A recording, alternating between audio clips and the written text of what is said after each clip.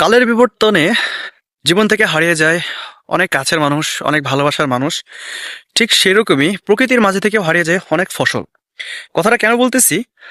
আমার সামনে একটি আখের ক্ষেত, আর এই আখের ক্ষেতে কিছু কৃষক দেখে আমার এই কথাটা মনে পড়ে গেল, মানে ছোটকালের কথা মনে পড়ে গেল। দাদাদের মুখে শুনেছি আগে, এই যে পুরো মাঠ আপনারা দেখতে পাচ্ছেন আগে পিছে যত দূরই চোখ যায়, এই পুরো জায়গাতে আগে চাষ করা হতো আখ, ধান আর আখ। এই দুইটা ছাড়া কোনো আবাদি হইতোই না, মানে করতোই না কৃষক, এই দুইটাই করতো। কিন্তু এখন দেখুন যে কালের বিবর্তনে সময় কত পরিবর্তন হচ্ছে, কত কিছু চেঞ্জ হচ্ছে, কত কিছু জীবন থেকে হারিয়ে যাচ্ছে। আগে আখ ছাড়া কোনো কিছু দেখাই যাইতো না, আর এখন যেদিকেই চোখ দিই আখ ছাড়া, মানে আখ দেখাই যায় না। কিন্তু এই আখ আমাদের শরীরের জন্য কিন্তু ব্যাপক গুরুত্বপূর্ণ একটি উপাদান। কিসের জন্য উপাদান? কারণ এই আখের রস, এই আখের রসে আপনার থাকে বিভিন্ন ধরনের ফাইবার, এবং এখানে থাকে ফ্রুক্টোজ, গ্লুকোজ, তারপর হচ্ছে আপনার ভিটামিন এ, বি, সি, সবকিছুই কিন্তু এই আখের রস থেকে আপনি কিন্তু পাবেন।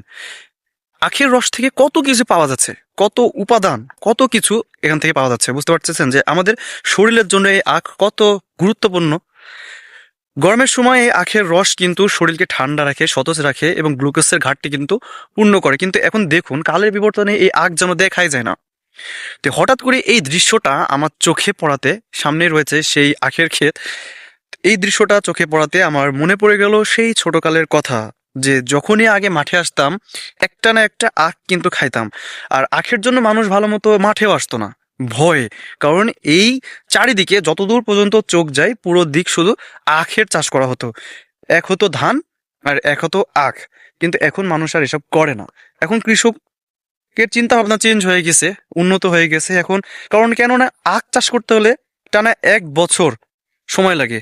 আর এই টানা 1 বছর এখন কিন্তু অনেক কিছু আবাদ পানি করা যায়, যেরকম আপনার রসুন করা যায়, পেঁয়াজ করা যায়, ধান করা যায়, অনেক আবাদ কিন্তু করা যাচ্ছে। তাই মানুষ ঝুঁকেছে এই দিকে, যেদিকে ফলন বেশি, টাকা বেশি, সেদিকে মানুষ ঝুঁকেছে।